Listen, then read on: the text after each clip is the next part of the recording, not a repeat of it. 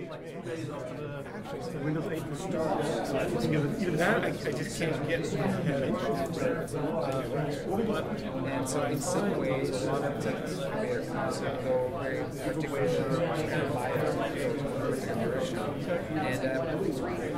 and so I've been kind of I don't know. You may know that there seems to be a booming Well, thanks everyone for coming out tonight. I know it's starting to get cold, so definitely appreciate it. And thanks to Conrad and Matan for organizing this. I actually didn't know about Grow Hack until literally, I think, about a month ago from Alex Cohen, who's in the room right now. And hearing more about it, it's just an awesome organization. As these guys alluded to, I am a huge fan of what I like to call scrappy marketing. So I'm a hater of the marketing worlds of the Amazon, the Facebooks, all of the big companies that everyone admires for sort of everything else about their businesses.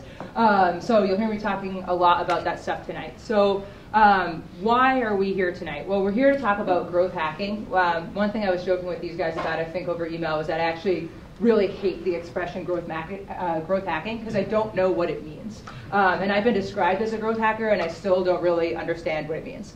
So I'll give you kind of my interpretation of, I think, what it means and the trends of where startup marketing is going, and then how that's going to play into some of the stuff that we're going to talk about tonight. So one of the things that I love to talk about with other marketers is around building your personal brand around marketing. So historically, when you looked at marketing, there were kind of two big branches of how people thought about the practice. There were brand marketers, so people who represented the likes of the BMWs of the world and the Hellmann's mayonnaise of the world, and they had kind of their way of thinking about things, sometimes quantitatively, sometimes not. And then you had these people who were obsessed with the data-driven side of things. So if you guys think back to like 2005 and like the freecreditreport.com ads with the dancing rainbow bears on the internet that you used to click on, those are the people who are like, totally screw the brand, we're going to get users in the door however we have to do it, and we're going to make money off it, so be it. There's been an interesting convergence around that now because the battle for consumer mindshare and business mindshare has really heated. So people definitely want to have their brand differentiated, but they also want to be optimizing against the numbers. So as a result of that, I think the two big trends I've seen in marketing are, and these are the two that I think fall into this bucket of growth hacking, are people who can do front-end coding stuff. So there's a lot of people who are coming to the marketing world who do CSS, they do HTML, they rely a lot less on the engineering and product functions of their companies. I'm not in this bucket, and I'm happy to talk more about that. And then there's this second bucket of people who are really data-driven, who live in the numbers and like to work very holistically with the business, not looking at just marketing, but how marketing impacts everything downstream as well, too. So the product, the operations, so on and so forth. And we'll talk about that tonight. So one just kind of logistical note, I have a tendency to talk incredibly fast. So I know what these guys said, there'd be, to get so excited about the topic, is what I like to say. These guys mentioned there'd be a Q&A at the end. I would welcome anyone, if you want me to stop or go through a point at any point in this presentation, just raise your hand, and I'm happy to address that. So without further ado, I'm going to talk a little bit about why we're here tonight. So the first point of order is I'm going to tell you a little bit about the last 6 months in my life and the startup I'm working on right now. And the theme of this part of the talk is you can't spell customers without users. And I think this is one really, really important theme of thinking about startup marketing, is that people get so obsessed with revenue and monetization, they forget to think about all of the building blocks and all of the precursors that you have to nail before that's even a relevant topic for discussion. So I'll talk to you a little bit about some of my own firsthand experiences with that. The second thing is, most people in this room have probably heard about Dave McClure's startup metrics for pirates, his R expression. That's awesome, and there's a lot of talk about this around the web. I thought that one thing that would be cool is, it's kind of my talk on how do you seize the pirate's booty and actually go after this stuff. So I'm going to walk through some examples of a couple of different companies I've worked for across all 5 of those buckets. So in terms of where my opinions are coming from, I have a little bit of an interesting background. So I actually started out in New York Tech in 2003 as an intern at About.com before it was owned by New York Times. I got the job through nepotism. My dad had been a founder at Prodigy, if you guys remember Prodigy. A guy who had worked for him there was the head of About.com. He graciously took me in for a summer. I had no idea what I was getting into, and I absolutely fell in love with the world of startups and everything they were doing. I lucked out. I actually had a mentor there who was a Stern grad, so it's nice to bring it back to this room, who taught me a ton about analytics, about strategic partnerships, and I really became obsessed with the ideas of startups and really ingrained in the industry. That said, I was a total sellout, and after college went into investment banking because everyone told me to. And I covered media and tech companies, and specifically a lot of internet companies in Silicon Valley. And every night that I sat there, like doing nothing except making ridiculous PowerPoints, I'd read, the earnings statements of these companies and say to myself, I would so much rather go back and work at one of these companies than build like the same cash flow model for the 80th time. So at this point, it was 2006. One of the things I love to talk about is the evolution of New York tech over the last 6 years.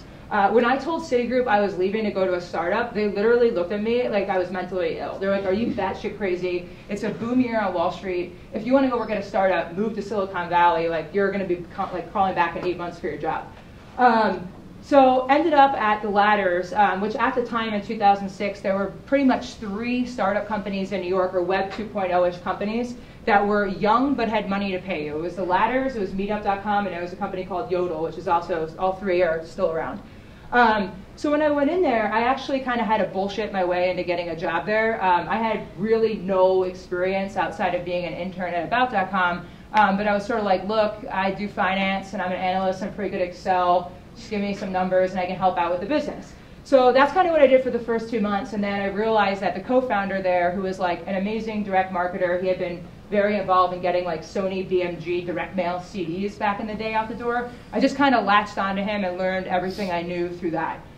So really I was there for a 3-year time period, was managing everything around our online acquisition and the subscription analytics of our business on both the B2C and B2B side. And what I'm going to try to do throughout this presentation is weave in some examples from both of those worlds, because I think B2C is like a sexy and easier thing to talk about, but the reality is a lot of businesses are going in the B2B direction, and I suspect a lot of people in this room are working more on that side. So after the Ladders started to flatline, I left to go back to business school. I went up to a 2-year full-time program up at Dartmouth, but I decided that I wasn't a career switcher, and I was basically getting a lot of criticism from the industry of like going to ski and drink beer for 2 years. So I launched an analytics consulting company and did a lot of analytical work for actually like a pretty broad range of clients. So I worked for Hawaiian Airlines, which was awesome because I got to go to Hawaii a couple times. And then I worked for eHarmony on a lot of like their email marketing stuff, which was kind of cool. And then I actually started working for a company here in New York that was called Village Vines at the time, that ultimately rebranded into Savored, which I ended up joining full time. And so I was with Savored up until about 6 months ago. As Matan alluded to earlier, the company sold to Groupon this summer, running everything around marketing and analytics. Savored is a cool business to look at because it also has the B2B and the B2C component. It's basically an open table meets Groupon type model where it's a yield management platform for higher end restaurants, and that's going to be helpful for you guys to go through some of the examples later on. So where am I now? I am at a company called High Table right now. I jokingly describe my job function here as demolition and reconstruction. I'll tell you guys a little bit more about that in a few minutes, but basically what High Table is the way I think about it is LinkedIn with a purpose. We're building a community of venture-backed entrepreneurs to, I like you already, to come online and to connect with people around critical business challenges that they have, and not just for the sake of conversation. Or someone I met with earlier today had a great line, which was like conference quality people and conversations, where it's just like fleeting and more about, hey, I need to know about how to scale my user acquisition internationally. I need to know about it this week for a board meeting. Who are like the best 3 people that I can talk to? So we're working on tackling that challenge. So one law of my like personal belief that I wanted to just go over quickly is what I call the no silo law. So everything I'm going to be talking about tonight comes back to this main principle, which is don't look at your user engagement in different silos. And I was just chatting with someone in here earlier tonight about how a lot of times when you look at companies as they grow, their marketing departments are fundamentally flawed, in my biased opinion, where they have acquisition over in one corner, they have retention over another corner, and then they have like a database and business intelligence team over like in a third corner somewhere. And the problem is you need to be thinking about the user experience holistically right now, because people are engaging with your product in a lot of different ways. They're engaging, maybe they are or aren't engaging with it through email, they're engaging through a mobile app, they may or may not be on the website. You need to know when you're communicating with them. You can't just be an email marketer, because you have to understand what their revenue propensity looks like. You have to understand what they're doing on the site. So I really encourage people to find ways to bring this stuff together. And there are really expensive tools you can go out there that will help you do that, like The big player in the space is ProClarity, which builds these tools called cubes that let you kind of slice and dice. It's basically like a giant superpowered pivot table. But since this is the Grow Hack meetup, I want to talk about and showcase a few examples of like the hacked way of doing this. So one is bringing the user into Google Analytics. So a lot of people, when we think about site tracking, we're typically talking about Kissmetrics, Google Analytics, or Mixpanel. I hear a lot of haters in the Google Analytics world. I actually love it. And so I love to like preach the gospel about it when I give these types of talks, because I feel like the reason people don't like it is because they believe that it only can service product level optimization versus user level optimization. So what I wanted to show on this slide with the two different arrows is, so if you look at like this particular screen grab, the top arrow points to something called registered members. This is a filter I can use to look at customers based on a certain type. So when I was working with Savored, we were operating in 10 different markets.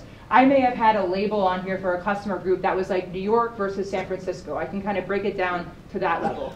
But then more specifically, down at this bottom arrow, I'm actually importing in my user IDs as custom variables. So there's no reason, like I now know that user, my eyes are failing me, but 97 something, spends on average 2 minutes and 44 seconds on the site, but the guy right beneath him spends 13 minutes. What's different about those people? And there's ways you can export all of this data out, and the point here is that like, it's not just about what the person does on the database side and with the email side. Bring in the site behaviors. We're going to talk a lot about how to foreshadow revenue and how to foreshadow engagement. If someone's spending 14 minutes on this site and they're not buying something, that's a little bit weird. Find out what that magic number is to sort of convert someone into when are they most likely to buy, how many pages do they have to see. You can also come up with some pretty cool remarketing campaigns from this off of like people who are on the site who are lurkers, who aren't doing anything, so on and so forth. The other example that I want to give is a company called Sailthrough. So Sailthrough kind of started its business as an email service provider. They've really turned into like a very holistic user analytics and engagement platform that primarily derives a lot of its value through email. What they do that's awesome is that they actually merge email, site, and purchase behavior all into one platform. So if you look at like this top screen grab here, this is a purchase log where I can see that Vanessa at sailthrough.com, she bought boots and soap for $58.99, and this is just a dummy set, so I don't have the message ID in here, but that message ID column would actually show me which email she clicked on prior to making those purchases. So what that lets me do is it lets me go in and measure email in a very different way. A lot of people will come and say, I don't want to talk about email, email is dead. Email as a silo is dead. Email in terms of like driving revenue and understanding what value email is driving is amazingly alive and well. And so open rates are dead, click-through rates, a little bit less dead. Revenue per 1,000 emails deployed, incredibly alive. The number of page views per 1,000 emails that you send, incredibly alive. These are metrics that really tie together a lot of the different pieces of the business, and this is a cool platform that lets you do that. And I'll talk a little bit more about some of these metrics when we get into some more specific examples. So I'm going to tell you a little bit about what I like to call the high table 1.0 disaster with the product that I'm working on right now. So just to give you guys a little bit of backdrop on where we are and kind of how we got started. So Hightable is incubated by a larger company called Gerson Lehrman Group, or GLG, which has been around for about 14 years. And GLG has made its business around servicing large institutions, so primarily financial services, banks and hedge funds, large corporations like in the pharmaceutical space, the Bains and McKinseys of the world, so on and so forth. And if you're a hedge fund trader and Novartis is coming out with a new drug today and you don't know anything about oncology, you have a subscription to GLG, you call up your research manager and they get you on the phone with the head of oncology within an hour or so. So this has been the business that's been around. It's a really great business. It's a really strong business. I think two of the investors in the company are very much Silicon Valley thinkers. And they've realized in the last few years that there very much was a need and a purpose around going down market. So finding a way to take that platform and repurposing it or retooling it or totally starting from scratch and building something online. And so the first way they started doing this was they decided, this was the story that was told to me when I interviewed for the job, which was highly uplifting, was that they went out and they hired a bunch of executives from like the likes of NBC, right? And these guys came into a Wall Street or a financial services company. They looked at it as though it was like the keys to a Maserati. They spent a bunch of money. They didn't do any of the girl hacks. They did all the stuff at the Amazon, the Facebook that we talked about. And they kind of like launched all these different social networks that didn't really go anywhere, so on and so forth. And they kind of all got kicked out. So then what the business decided to do is they said, okay, let's bring in some people who've actually done the startup thing before. A couple colleagues came in from San Francisco. I joined from downtown. And we said, let's kind of see what's going on and what we can build here. The executive sponsor from GLG, who had come on to kind of take over this business after some of the mistakes have been made, had basically grown the business into a Quora for professionals. So this is what the site looked at the time. It was kind of very far-reaching. The target market wasn't very niche or specific at all. It was like, whether you work in oil or you work at Savored, you should come on this site and ask business questions, and you'll get answers similar to Quora. There were 6 key site functionalities. You could ask or answer questions, obviously. You could vote on an answer, or you could follow different things or what were going on. I think one of the challenges that we saw early on is that we threw a lot against the wall to see what would stick, but then we didn't really know what was sticking. So we didn't know if you followed something, if that necessarily meant that you were later going to ask, all of that sort of stuff. So my first order of business when I came onto the team was, let's do an analytics audit of anything that anyone has done. We probably had like a good 7 months worth of data, and understand what's happening with this business and where there's opportunities to grow and whatever else. So that is the moment I like to call the oh shit moment, where 5 days in, I'm like, oh shit, why did I take this job? Because no one's using this product. And what I mean by that is, so this is a chart where of all those activities I meant, where there's 6 different things you could do on the site, of all the people we had, 80% of them who were actually using the product, which is only like 8% of the total people who had signed up, fell like in that 5 or fewer bucket, and all of the rest fell further up the curve. In addition to that, there was pretty low repeat usage. And we also had this problem of, like I mentioned, GLG had like these 400,000 experts around the world. We were marketing to them to get them to come onto our platform. And they kind of had this attitude of like, we're going to answer questions, but with just enough juice to try to drive more business for ourselves. So the kind of sanctity of the ecosystem was a little bit compromised.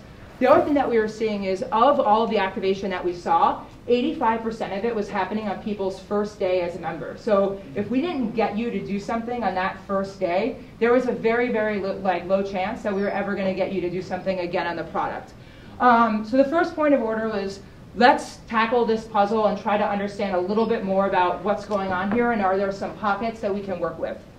So the first thing that we said is, well, you know what, we have very low usage, but are there some themes that we should look for in terms of who is using the product and who's not using the product? So one of the things that we did is, if you guys, one of the corollaries I always like to give is, a lot of people talk about marketing, online marketing, as being highly disruptive, right? It's so crazy now, it's so much different than it was, marketing was 30 years ago. That's somewhat true in terms of how trackable things are, but fundamentally, it's not that different when you think about it in ways like this.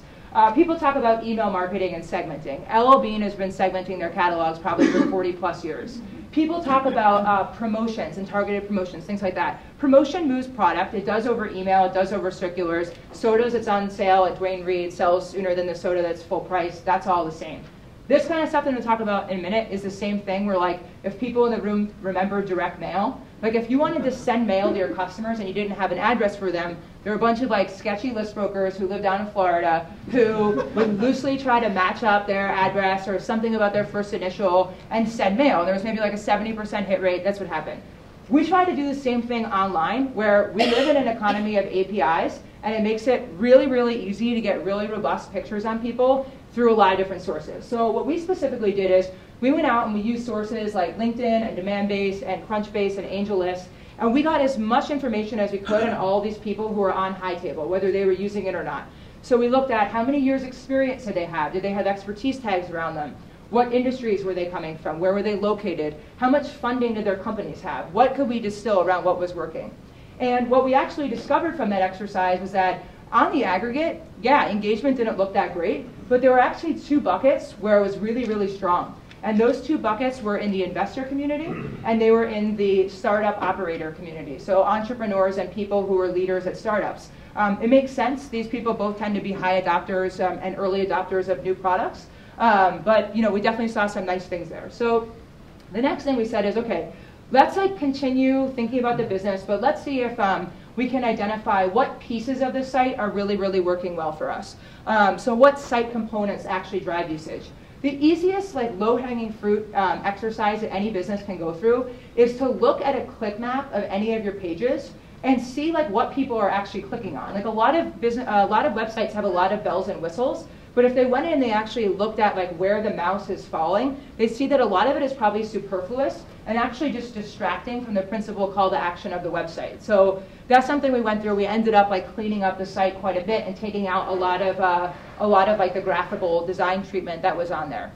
The next thing that we looked at was, well, what does customer satisfaction look like? I mentioned that we saw like pretty low repeat usage rate. One big thing that we heard was when people ask questions online, they want answers quickly, or they want answers period, and they want them quickly.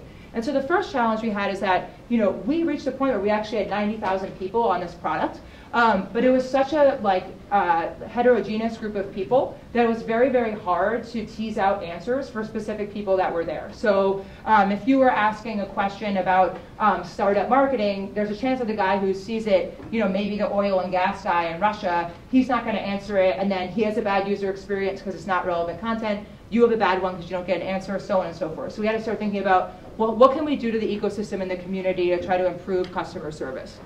So what we said is, okay, well, we know a little bit about what's happening now. Let's start out on what we'll call the road to recovery, and let's think about incremental tweaks that we can make at the margin that maybe drive up the business value a little bit before we think about anything crazy or any big bets that we could potentially do.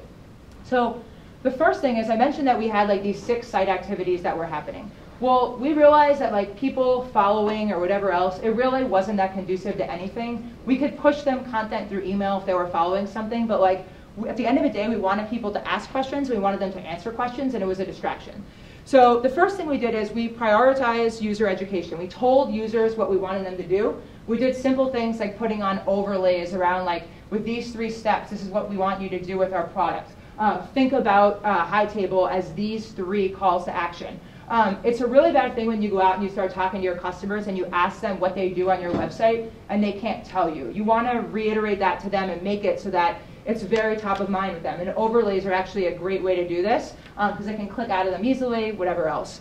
The next thing that we did is that we reiterated those calls to action throughout the website. So I showed you that kind of really busy picture earlier on. We pretty much stripped out the website to just have 2 key buttons, one around asking a question, one around answering a question, and then we tried to make this content feed a little bit more relevant to you by letting you put in keywords. So we would put in some default keywords based on what we took out of your LinkedIn profile and other things like that.